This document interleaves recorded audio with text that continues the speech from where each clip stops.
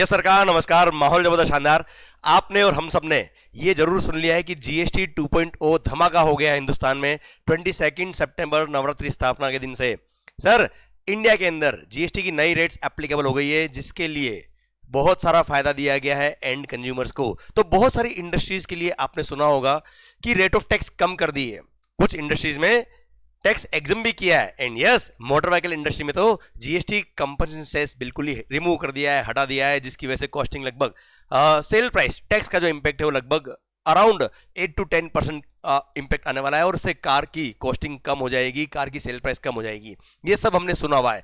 आइए इसके आगे की एक स्टेप आगे बढ़ के बात करते हैं हम लोग कि इसके क्या मेजर इंपैक्ट आएंगे हर इंडस्ट्री में, जो बहुत इंपॉर्टेंट है। इस वीडियो को ध्यान से सुनना, लास्ट तक जरूर देखना, क्योंकि जितने भी लोग ये वीडियो देख रहे हैं, हो सकता है आप स्टूडेंट्स हो सकता है आप सीए बन गए हो सकता है आप बिजनेस में हो सकता है आप जॉब में हो सकता है आप प्रैक्टिसिंग सीए हो।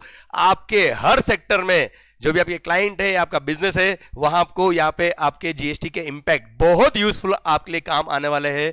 हम सब ने केवल अब तक ये सुना है कि साहब रेट ऑफ टैक्स कम हो गया है या जीएसटी एग्जम्प्ट हो गया है, सेस हट गया है, पर what about the impact of GST and what about the impact of ITC on all this sectors. आइए मैं आपको शानदार तरीके से बताता हूं कि इनका इंपैक्ट क्या होने वाला है। And yes, majority of the provisions जो हम यहां बात करने वाले हैं, अगर आपने कहीं ना कहीं सीए फाइल में अगर आपने मेरे से पढ़ा हुआ है, तो आपको शायद ये सारे प्रोविजंस रिवाइज हो जाएंगे और कनेक्ट हो जाएंगे करंट प्रिवेलिंग सिचुएशन से, और आपको मजा भी आएगा while applying these provisions in the practical life. आइए बच्चों, सर एंड हाँ, आई बेट कि आप अगर सीए स्टूडेंट है और अगर आपने अपने एक बार इनडायरेक्ट टैक्स पढ़ लिया है, तो भी यहां पे जो मैं आपको इंपैक्ट पढ़ाऊंगा वो सब आप प्रैक्टिकल मार्केट में अप्लाई कर पाएंगे, क्योंकि आपने पूरा सिलेबस शिद्दत से प्रैक्टिकली और माहौल के साथ पढ़ा हुआ है। आइए देखते हैं सर हर इंडस्ट्री वाइज किस तरह से इंपैक्ट आया है और आपको क्या ध्यान रखना है एज ए कंसल्टेंट। मालिक, सबसे पहली बात अगर हम करें तो अगर आप मोटर व्हीकल इंडस्ट्री की बात करें, तो आपने और हमने सुना है, कई सारे एडवर्टीजमेंट भी देख लिए हैं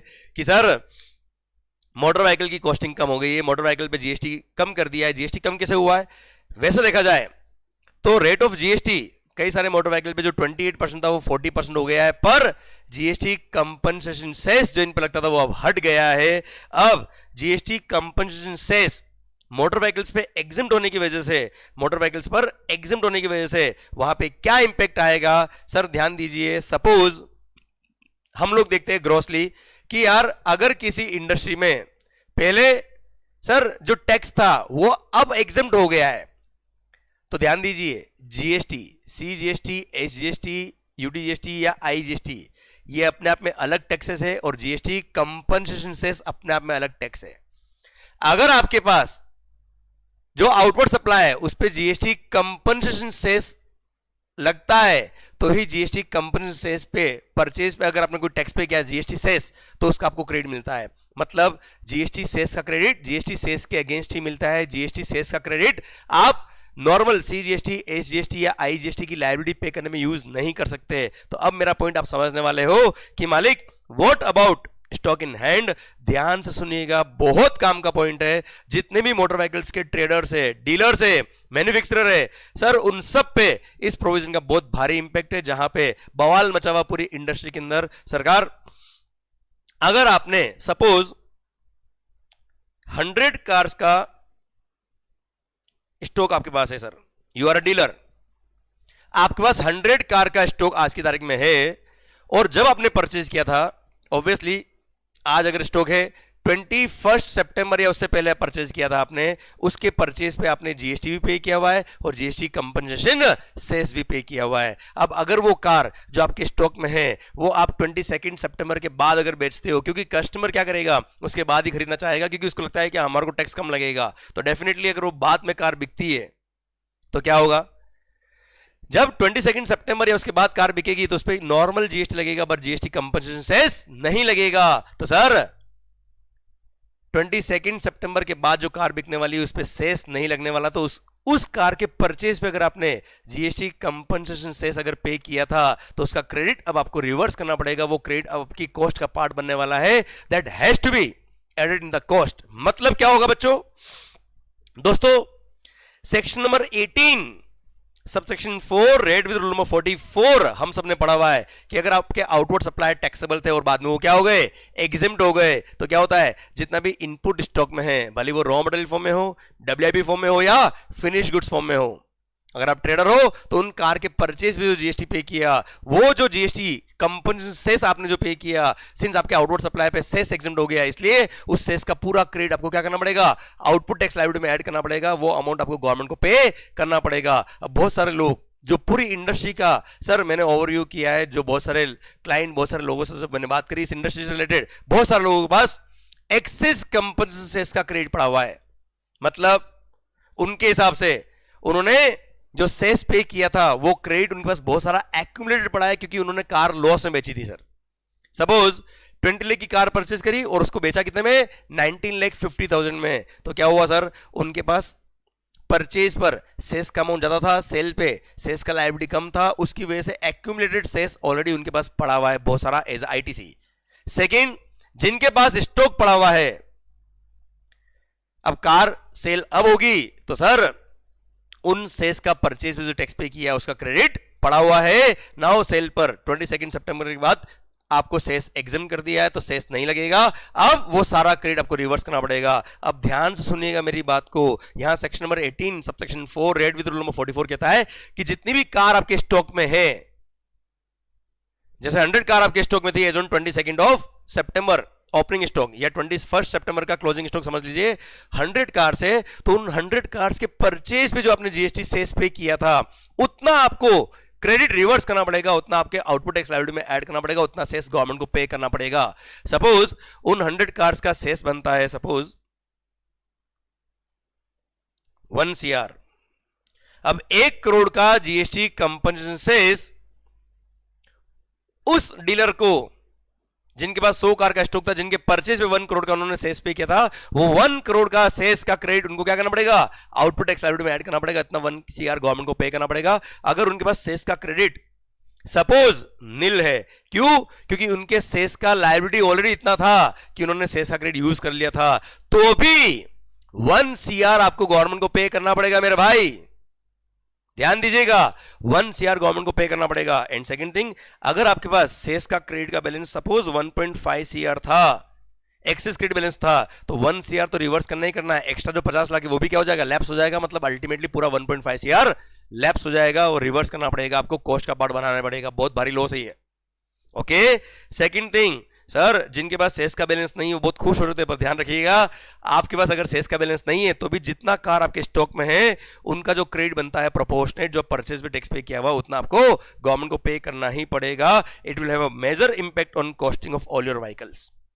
क्लियर, डन। सर ये सबसे बड़ा इंपैक्ट मोटर व्हीकल इंडस्ट्री का। सेकंड, ये सेक्शन नंबर आप जरूर ध्यान रखिए, नोट कर लीजिए, section number 18 subsection 4 read with rule number 44, ये जितनी भी इंडस्ट्रीज के बारे में मैं बात करने वाला हूं जहां पे जीएसटी एग्जिम्ट हुआ है, हर जगह यही सेम इंप्लीकेशन रहेंगे।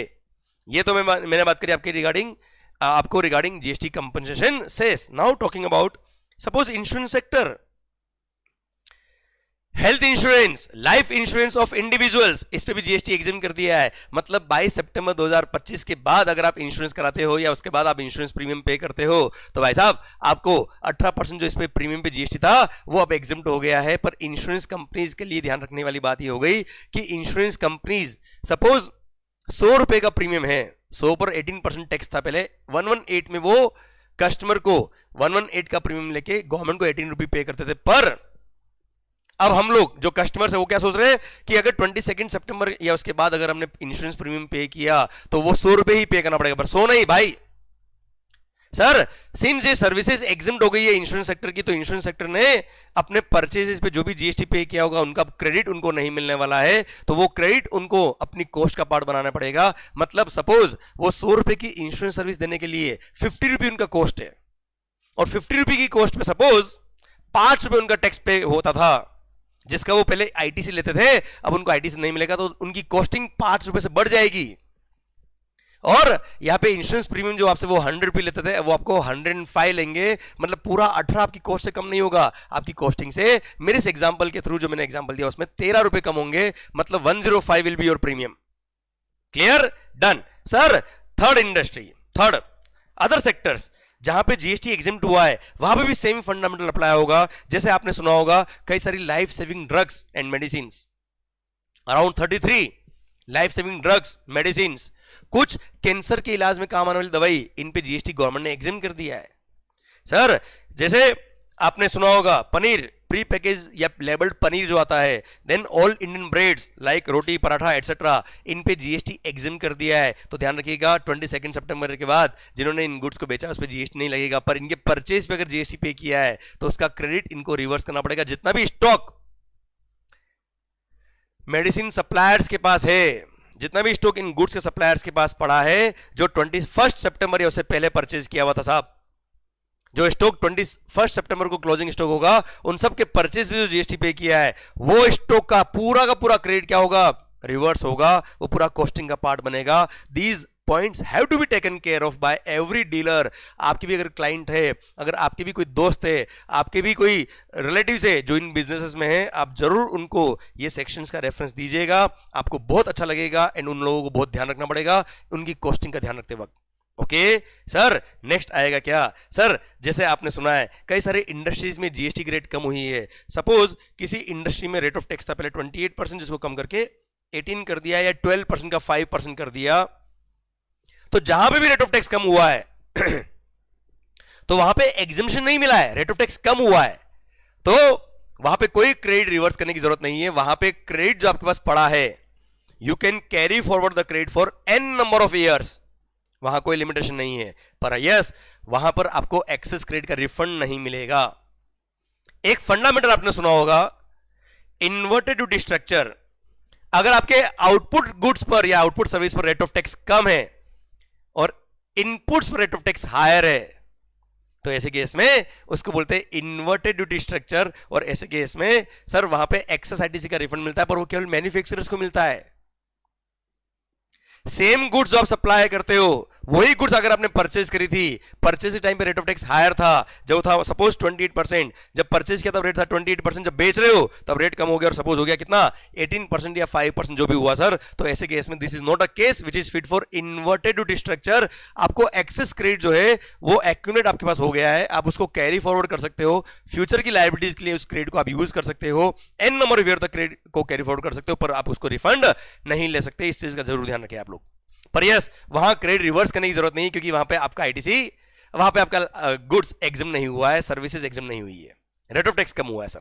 ओके सर, फिर अच्छा एक बात और यहां ध्यान रखिएगा, अगर जैसे होटल इंडस्ट्री, जिनका भी room rent hotel accommodation up to ₹7500 था है, मतलब सर वहां रेट ऑफ टैक्स 18% से कम करके, वहां रेट ऑफ टैक्स कम करके 5% कर दिया, पर कंडीशन क्या लगाई, कोई आईटीसी नहीं मिलेगा। तो जहां पर रेट ऑफ टैक्स रिड्यूस करके गवर्नमेंट अगर कंडीशन लगा दी कि आईटीसी इज नॉट अवेलेबल, तो उनको एग्जाम सप्लाई की तरह ही ट्रीट करते हैं। और अगर एग्जाम सप्लाई की तरह ट्रीट करेंगे तो पहले सर्विस टैक्सेबल थी, अब क्या हो गई, एग्जाम। तो again this section will play the role और आपको प्रोपोर्शनल आईटीसी रिवर्स करना पड़ेगा। और वहां पे ऑल्दो 5% टैक्स लग रहा है होटल अकोमोडेशन पर those will be treated as if those are exempted services. So hotel accommodation service provide करने वाले होटल्स पे भी बहुत मेजर इंपैक्ट आएगा रेट ऑफ टैक्स कम होने की वजह से, जहां पे आईटीसी मना कर दिया। Okay done. फिर सर जिन भी केसेस में रेट ऑफ टैक्स कम हुआ है, चेंज हुआ है, मालिक सेक्शन नंबर 14 एप्लीकेबल होगा। ध्यान रखिएगा sir, whenever there is change in rate of tax, तो which rate is applicable on our transaction, this will be defined by section number 14। और सेक्शन नंबर 14 बोलता है क्या सर, याद करो एग्जांपल, अगर आपने लेक्चर देखा है मेरा तो बसंती जयवीरू, सर बसंती है सप्लाई ऑफ गुड्स और सर्विस और बोथ, जय और वीरू इनवॉइस या पेमेंट, किसी को भी मान लीजिए सर आप, है ना मालिक सर। और वो एग्जांपल फिट बैठेगा अभी करंट सिचुएशन में एंड बहुत काम आने वाला हर इंडस्ट्री को जहां पे भी रेट ऑफ टैक्स कम हुआ है या चेंज हुआ है। मालिक सर अगर रेट ऑफ टैक्स चेंज हुआ है, मैं आपको फटाफट बताता हूं कि अगर आपका सप्लाई ऑलरेडी हो चुका है बिफोर 21 सितंबर या उससे पहले सप्लाई हो गया,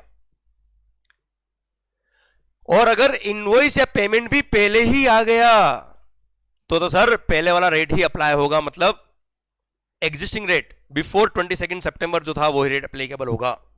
पर सप्लाई पहले हो गया 21 सितंबर या उससे पहले, पर invoice as well as payment invoice as well as payment अगर 22 सितंबर या उसके बाद था तो जो बाद वाला रेट होगा दैट विल बी एप्लीकेबल, और वहां पे invoice payment which ever is earlier will be the time of supply, मतलब बाद वाला रेट ही अप्लाई होगा। सेकंड केस, अगर आपका सप्लाई भले गुड्स हो या सर्विसेज हो, वो सप्लाई 22 सितंबर या उसके बाद हो रहा है, 22 सितंबर या उसके बाद अगर सप्लाई हो रहा है मालिक, तो ऐसे केस में अगर इनवॉइस या पेमेंट दोनों में से कोई भी एक चीज बाद में 22 सितंबर या उसके बाद अगर है, मतलब सप्लायर ने इनवॉइस 22 सितंबर या उसके बाद इश्यू किया, या कस्टमर से जो पेमेंट रिसीव हुआ है वो 22 सितंबर या उसके बाद रिसीव हुआ, तो ऐसे केस में बाद वाली रेट, मतलब जो नई रेट हुई है चेंज होने के बाद, वो अप्लाई होगी। पर अगर सप्लाई बाद में हुआ पर इनवॉइस भी इश्यू हो गया था 21 सितंबर या उससे पहले पहले, प्लस पेमेंट भी आ गया था 21 सितंबर या उससे पहले पहले, तो सर इनवॉइस और payment which ever is earlier that is 21 सितंबर या उससे पहले जो रेट एप्लीकेबल था वही टाइम ऑफ सप्लाई होगा और वही रेट अप्लाई होगा। इसलिए आपको जरूर ध्यान रखना है कि आपके केस में कौन सा रेट अप्लाई होगा। वहां बसंती जयवीरू का एग्जांपल परफेक्ट फिट होता है और मजा आएगा आपको हर इंडस्ट्री में अप्लाई करने के लिए। एंड बसंती जयवीरू वाला अगर आपको एग्जांपल रिपीट करना हो, रिवाइज करना हो, लेक्चर देखना हो, तो मैंने यूट्यूब पे ऑलरेडी वो वीडियो अपलोड किया हुआ है बसंती जयवीरू वाला बेटा, ओके, वो आप देख सकते हो मेरे मालिक। एंड सर जितनी भी इंडस्ट्रीज में, एक लास्ट बात, जितनी भी इंडस्ट्रीज में रेट ऑफ टैक्स गवर्नमेंट ने कम किया है, जहां पे टैक्स का बेनिफिट दिया है, वहां ध्यान रखिएगा आपको कंपलसरी है, दोज हु आर सप्लायर्स उनको कंपलसरी की उतना कमेंसुरेट प्राइस रिड्यूस करे और जो रिड्यूस रेट ऑफ टैक्स का बेनिफिट है वो कस्टमर को पास ऑन करे। अगर उन्होंने कस्टमर को बेनिफिट पास ऑन नहीं किया और उस रेट ऑफ टैक्स को कम करने की वजह से एक्स्ट्रा जो प्रॉफिट हुआ वो अगर सप्लायर ने खुद ने अपने पास रिटर्न कर दिया, उसको बोलते हैं एंटी प्रॉफिटिंग, उसको बोलते हैं प्रॉफिटिंग। एंड उसको कंट्रोल करने के लिए गवर्नमेंट ने एंटी प्रॉफिटिंग मेजर्स बनाए हुए हैं थ्रू सेक्शन नंबर 171। मतलब वहां पे अगर सप्लायर ने रेट ऑफ टैक्स कम होने के बावजूद अपना प्राइस कम नहीं किया, कस्टमर से पूरा प्राइस लिया, जो पहले प्राइस था before changing rate of tax वही प्राइस बाद में लिया, तो ऐसे केस में सर ये माना जाएगा कि उसने commensurate benefit of tax customer को पास ऑन नहीं किया। और कमेंसुरेट बेनिफिट ऑफ टैक्स अगर कस्टमर को पास ऑन नहीं किया तो ऐसे केस में सर सेक्शन 171 बोलता है क्या, वो बेनिफिट कस्टमर को पास करना ही पड़ेगा, और नहीं पास किया तो सर ऐसे सप्लायर पे पेनल्टी भी लगेगा, प्लस उसको वो अमाउंट जितना बेनिफिट उसने एक्स्ट्रा ले लिया टैक्स की वजह से, वो amount with interest 18% per annum interest या तो कस्टमर को पे करे या कंज्यूमर वेलफेयर फंड में वो जमा कराए। और ये नहीं करता, अगर वो ऑर्डर का पालना नहीं करता तो उसका registration is also liable to be cancelled. इतने स्ट्रिंजेंट प्रोविजन है सेक्शन 171 के। इसलिए जिन जिन इंडस्ट्रीज में रेट ऑफ टैक्स कम हो रहा है वहां पे सब तरफ गवर्नमेंट की पूरी नजर है and they are monitoring. And yes, सारे इंडस्ट्रीज वालों ने भी गवर्नमेंट को भरोसा दिया है कि yes we will reduce our pricing, पर यस वहां पे प्राइसिंग अगर रिड्यूस नहीं हुआ है कमेंसुरेट तो ऐसे केस में सर एंटी प्रॉफिटिंग का केस बनेगा। सेक्शन में 171 के इंप्लीकेशन को फेस करने पड़ेंगे। और अगर आप कस्टमर हो और आप लोग भी अगर कभी ऐसा देखते हो कि आप जिससे गुड्स या सर्विस खरीद रहे हो उसने प्राइसेस कम नहीं किए after changing rate of tax, तो सर उसी कंप्लेन आप कर सकते हो थ्रू सेक्शन 171। Clear, done. तो सर ये मैंने मेजर इंप्लीकेशन बताया है कि किन किन इंडस्ट्रीज में सर या जो रेट ऑफ टैक्स कम हो रहा है या एग्जम्पशन मिल रहा है या जीएसटी कंपनी से हट गया, एग्जम्प्ट हो गया, तो वहां पे उसका क्या इंप्लीकेशन आ रहा है। आई hope you got the point and I hope ये जो हमने प्रोविजंस पढ़े ये आपके रिवाइज भी हो गए जिन लोगों ने भी पहले जीएसटी पढ़ा हुआ है। और हाँ, जितने भी लोग बिजनेसमैन हैं या प्रैक्टिसिंग सीएज है उनको शायद ये लेक्चर बहुत यूजफुल आएगा। एंड यस, ध्यान रखिएगा आपके जितने भी क्लाइंट है या आपके जितने भी फ्रेंड्स है, रिलेटिव्स है, उन सबको ये आईटीसी के इंप्लीकेशन पता होने चाहिए, क्योंकि 22 सितंबर के बाद गवर्नमेंट की नजर हर उस इंडस्ट्री में है जिसपे इस जीएसटी रेट का रिडक्शन का फायदा दिया गया है। इसलिए ये वीडियो को उन सारे दोस्तों के साथ शेयर कर दीजिएगा जिनके भी इंडस्ट्रीज में जीएसटी का इंपैक्ट आता है एंड जिनके भी बिजनेसेस में ये काम की बात आती है, या जो भी लोग प्रैक्टिसिंग चार्टर्ड अकाउंटेंट्स है या टैक्स कंसल्टेंट्स है उन सब तक ये वीडियो पहुंचा दीजिए, सो दैट वो भी इन प्रोविजंस का बेनिफिट अपने कस्टमर्स को बता पाए, इन प्रोविजंस का इंपैक्ट अपने कस्टमर्स को बता पाए एंड अपने क्लाइंट को इसका इंपैक्ट समझा पाए कि इसका इंपैक्ट क्या होगा और अकॉर्डिंगली कॉस्टिंग निकाल पाए। So I hope you got the entire point. And yes, जिनके भी एग्जाम्स जनवरी 2026 में हैं उन लोगों को ये जो जीएसटी 2.0 की वजह से चेंजेस आए हैं उसका कोई इंपैक्ट आपके एग्जाम्स में नहीं आएगा, आप उसकी परवाह ना करें। जितने भी अमेंडमेंट हमने कवर किए वही आपके लिए एप्लीकेबल है। 30 जून 2025 तक जो अमेंडमेंट एप्लीकेबल थे वही आपके एग्जाम्स के लिए रिलेवेंट है। और हाँ, मई 26 या उसके बाद जिनके एग्जाम्स है उनके लिए सर हमने अपने लेक्चर्स के अंदर ये सारे अमेंडमेंट इनकॉर्पोरेट कर लिए। वैसे भी रेट ऑफ टैक्स जो चेंज हुआ है वो रेट ऑफ टैक्स के चेंजेस हमारे सिलेबस में नहीं आते क्योंकि रेट ऑफ टैक्स हमारे कोर्स में नहीं आता है। ओके, और जो सेक्शन नंबर 18(6) वगैरह जो हमने बात 18(4) या रूल नंबर 44 हमने पढ़ा, ये तो हमने ऑलरेडी पढ़े हुए सर।